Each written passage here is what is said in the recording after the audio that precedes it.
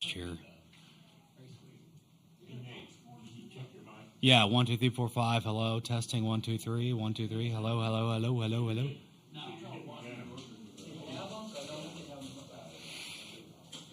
Yeah.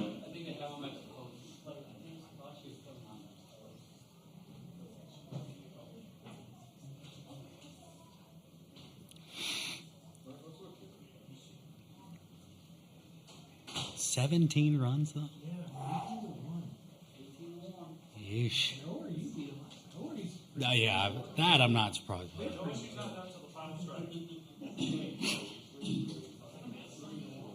do we do? How many more times does this have to happen before we concede that O'Brien starts? Well, remember, W was supposed to throw out the first pitch there, and it never even happened.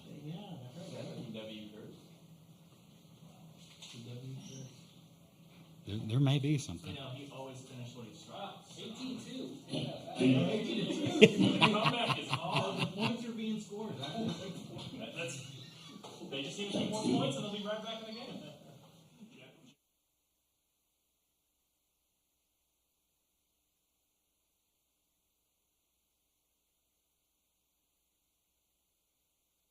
Check 2. Here we go.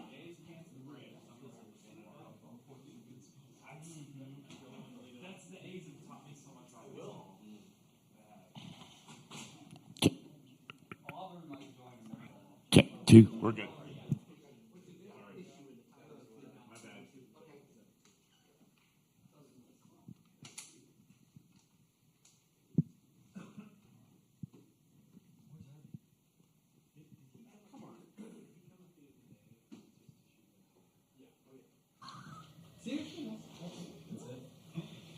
Well, he sat back there and he kept giving me face, and I can't look at you or start laughing.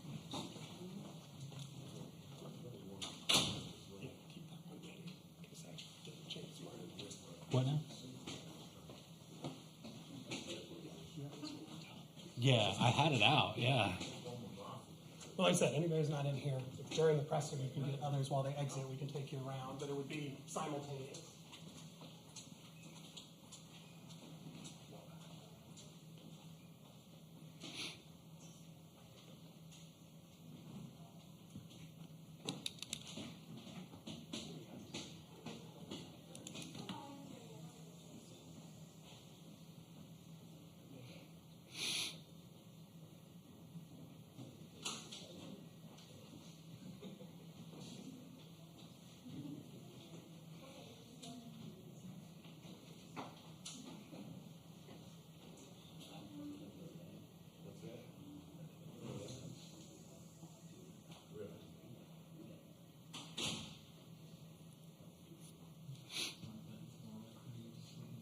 Yeah.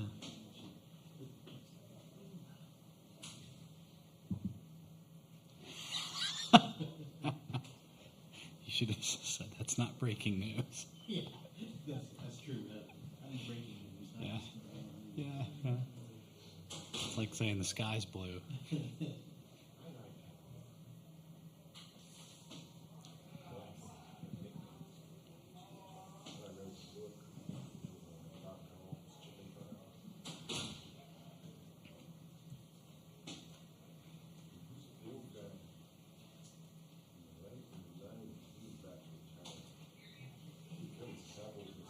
Huh?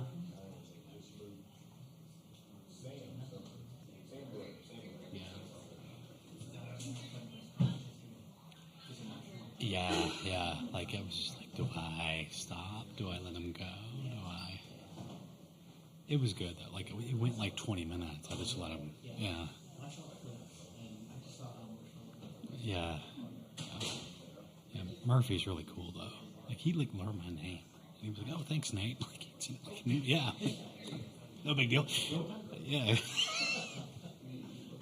No, but he was really cool.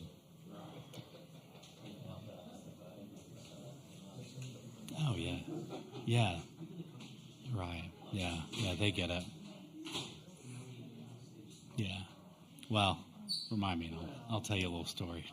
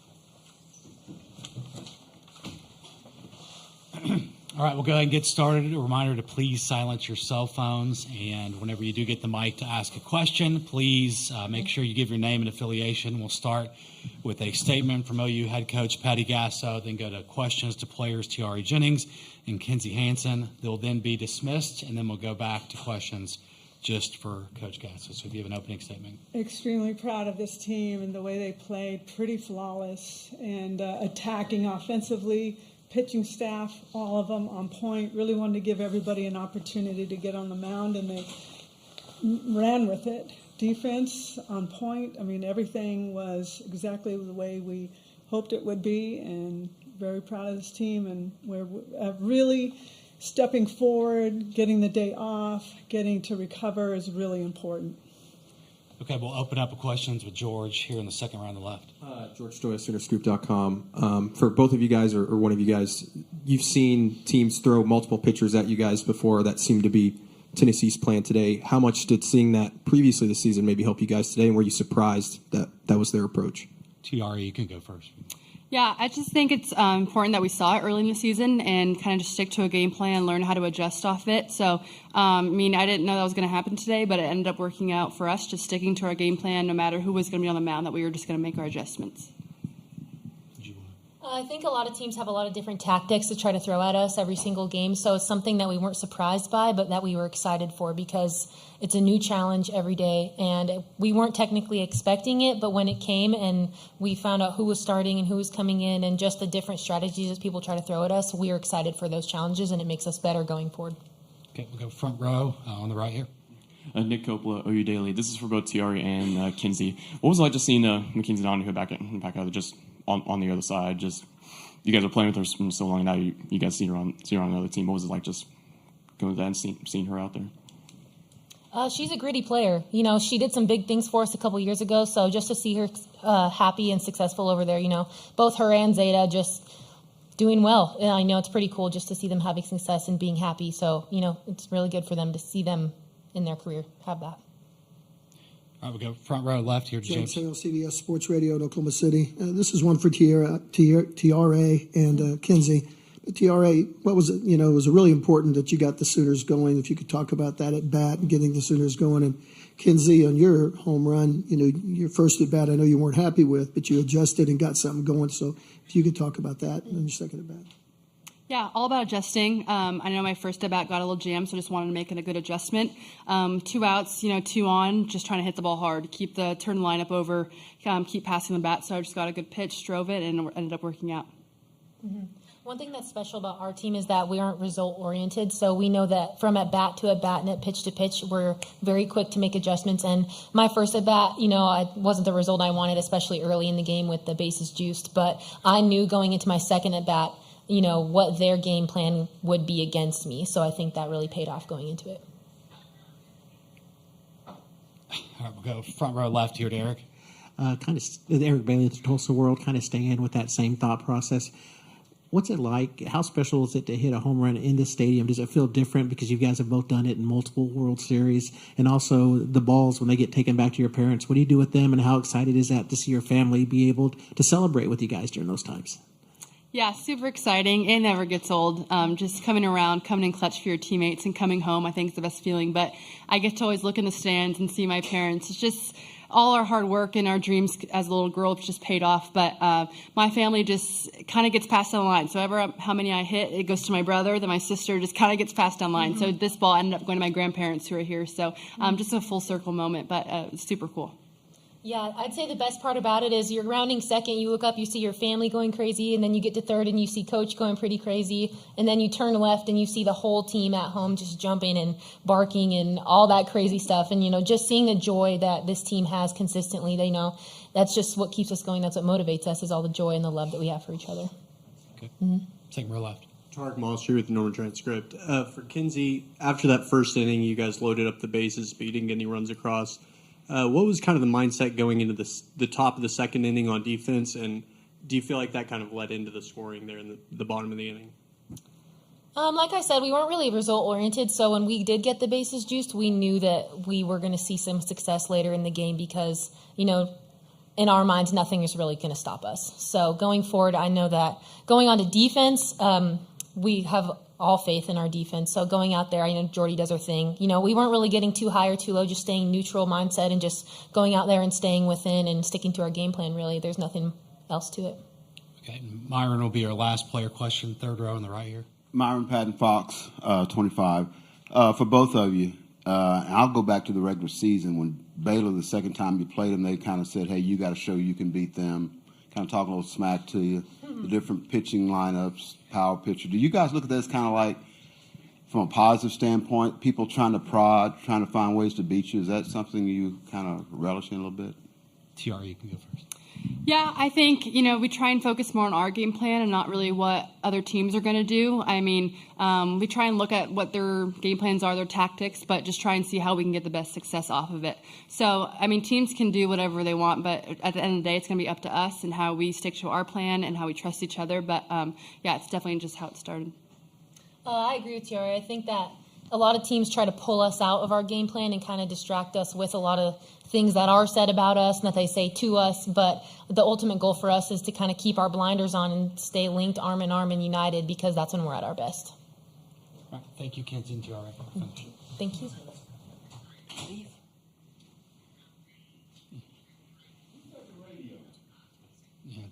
Yeah, you can. Sorry, I'm sorry. Yeah.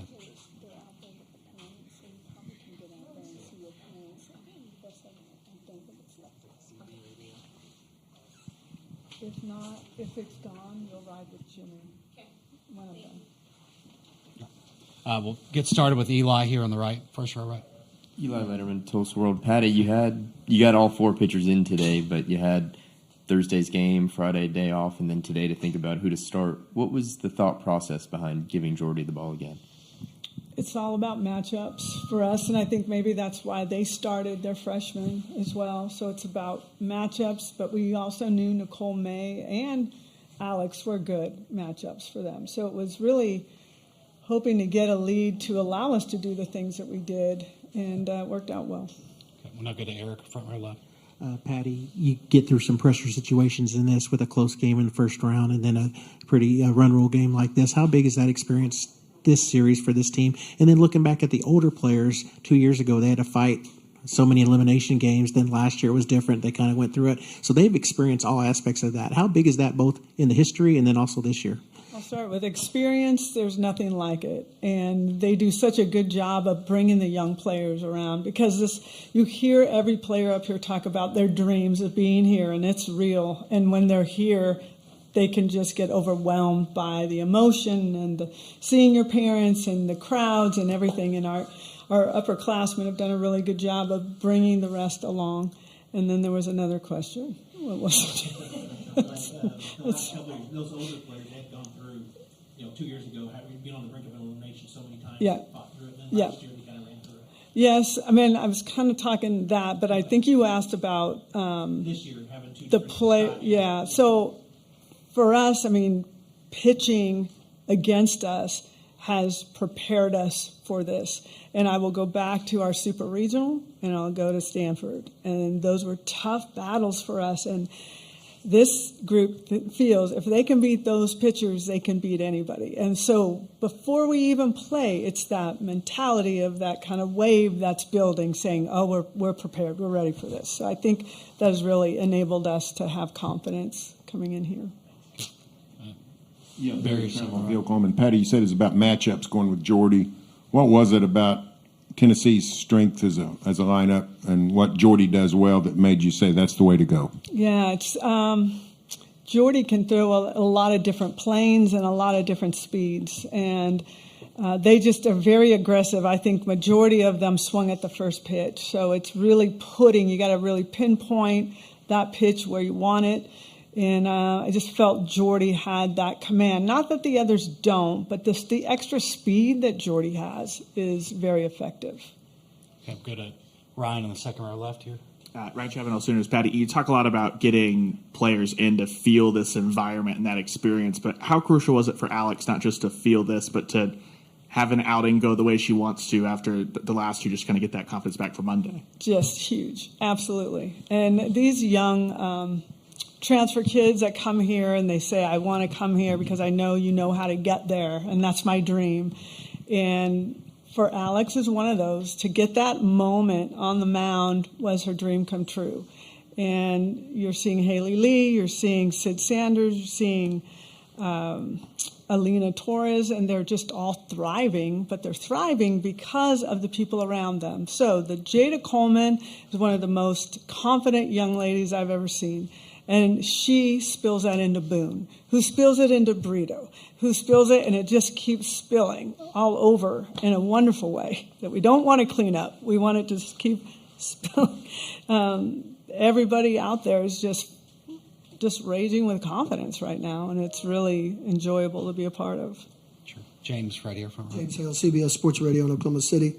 Patty, your offense today was really good because no matter what they threw at you, they responded. How happy are you with that? Because they're trying to disrupt anything they can, and they couldn't do it against you today. Yeah, I'm very proud of that.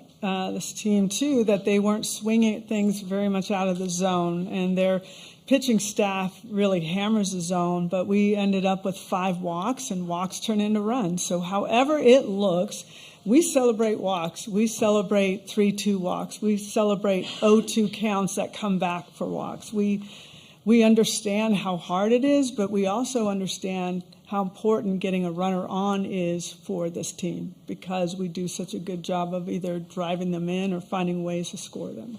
Okay, we got time for 2 more, I think, right here, second row left. Street number transcript. Just with this break, you mentioned how important it is. How much softball do you guys watch as a team when you have these days off, and what do you kind of gain out of that if you do? Well, they like to relax, but they watch softball. So they want to get away from softball, but they like to watch other people play softball. So I don't know. I know they do, and they're very emotional when they're watching it. Like, oh, what a great hit. And it could be anybody. It doesn't matter what team's playing. They enjoy watching good softball. And I don't know if it relaxes them because they're yelling and screaming over it, but they like to learn from it. And they like to also kind of quietly see what they're up against as well. Okay. Dave on the third row right will be our last one. Hi, Coach. Dave Wilson from ESPN.com. I know the last win of this tournament is the most important to you, but this is 50 straight. Does 50 mean anything to you? Nope. It means we're winning a lot of games. But I'll say it again. No, nobody seems to want to believe what I'm saying. We don't talk about it. We don't. We really don't. Because what we want to do is bring a national championship back to the University of Oklahoma and the state of Oklahoma, because that will never be taken away from us. You can never take that away. It will live forever. But I do know, because I've been in a lot of these races where there's a lot of records that people are breaking, So will Alo's home run record live forever? I doubt it. I don't think so, because I thought no one would break Lauren's, and no one thought Stacy Newman's would break.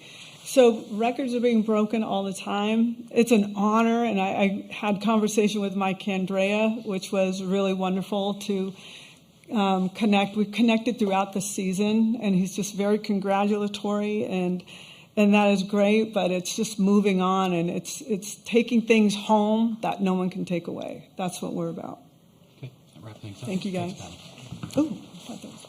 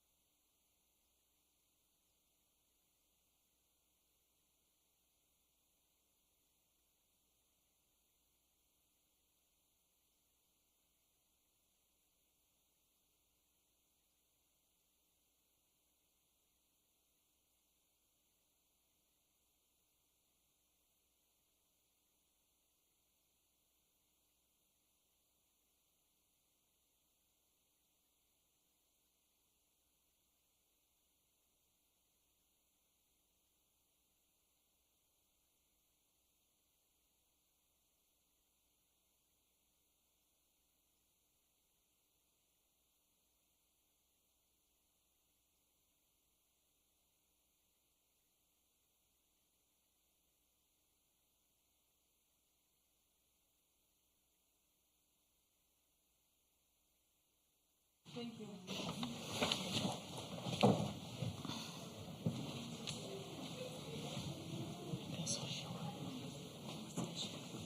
All right, we'll go ahead and get started. Reminder, please silence your cell phones and I guess radios as well. And when you do get a question for the mic, make sure to give your name and affiliation. We'll start with a opening statement from Tennessee head coach Karen Weekly, then go to questions to Kiki Malloy, and then we will dismiss Kiki and then go to questions purely for Coach Weekly here. So if you want to start with an opening statement, you can. Yeah, certainly not the way we wanted to play or expected to play today. I'm still very proud of my team and have a lot of confidence in my team. That wasn't us out there. At the same time, you have to give a lot of credit to Oklahoma. They are an exceptional team. We knew that coming in, and we knew that we had to play a pretty near flawless game in every phase of the game to have a chance at a victory. We didn't do that, and you saw what happened. So we'll bounce back tomorrow. I told this team I don't want that to define this World Series or in any way dictate anything for tomorrow. And they've got a lot of grit and a lot of toughness, and I expect them to come out ready to play tomorrow. Okay, we'll now go to questions for Kiki. Anybody have?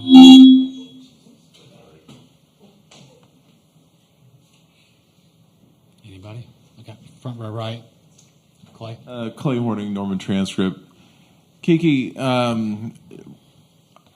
your program has been here before, but nonetheless, was the atmosphere an issue? It is the biggest stage in the sport. Do you think that was part of what went wrong today for you guys? I mean, we knew it was going to be loud. We played them last year at Mary Nutter. It was loud. Luckily, our first game, it was, I think, sold out. So we played in that atmosphere earlier. So I wouldn't necessarily say that was distraction for us. Okay, we'll go third row left. And you guys have talked a lot about being a player-driven team. Could you both talk about, what you need to do in that regard now to regroup so quickly? Just Kiki, and then we'll go to you later, Karen. I think just making sure that we keep the energy no matter what happens during the game. I think a little bit today, you could kind of tell our energy went down a little bit, but just making sure that no matter what happens, we keep the momentum with our energy. Okay, go to James. CBS Sports Radio. Kiki, you guys have been a really good team all year, and so this game happens, but you're still alive in the tournament and everything. Talk about how you guys plan to regroup and what you guys will do to get ready for tomorrow. I mean, you gotta have short-term memory. We have another game very quickly tomorrow, and we have a very good opponent. So just kind of flushing this game, and if we face them again in this tournament, then we'll talk about it when the time comes. But we focus on Oklahoma State. All right, we go back row, or third row. Right. Chris Williams, CBS Oklahoma. Kiki, what is it that Jordy Ballo's pitcher does that makes her so successful and so hard to hit against? I think just attacking the zone, but I think we could have had some better swings on her pitches that she might have left more on the white of the plate. So, but it was good seeing her. And again, if we see them again at the end of the tournament, we saw a lot of pitches. So, More questions for Kiki in the room? Okay, front row right here, left, Eric. Eric Bailey, Tulsa World. I just want to ask about the catch in the outfield. Just take us through it a little bit. Just reading the ball, going back. Let me think about it. I was just playing. I think a lot of people will probably expect you to roll over when things are not going well, but it's you still have a game to play. As long as we're on the field, you got to make some plays. So just being able to make that play for Riley, especially coming in because she was throwing the innings that she came in, she was throwing pretty well. So just being able to make that catch was really good, and hugging her at the end of it. All right. Got a question on Zoom from Maria Cornelius.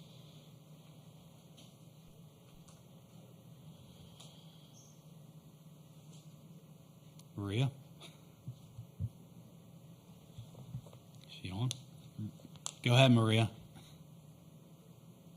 All right, we'll move on. Any other questions in the room, I guess? Okay.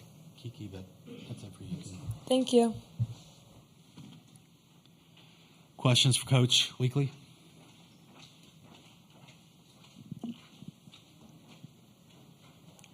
Third row left.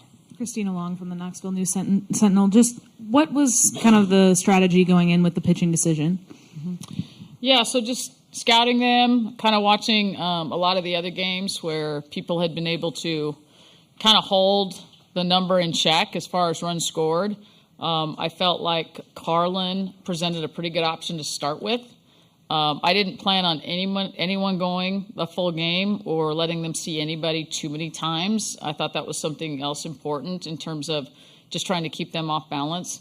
So we planned to throw different people at them, and the people we put in there, I thought had the pitches in their arsenal that would be most successful. So we didn't execute in a lot of those instances, but ultimately that decision is on me. The idea that kind of like what happened against Florida in the regular season was the idea that like Ashley or Peyton would come in if you were able to get the lead on offense. Yeah, I think Ashley was going to be our back end person if we were, situationally if the game warranted that. Yep. Okay, we're going to go now front row right here to James.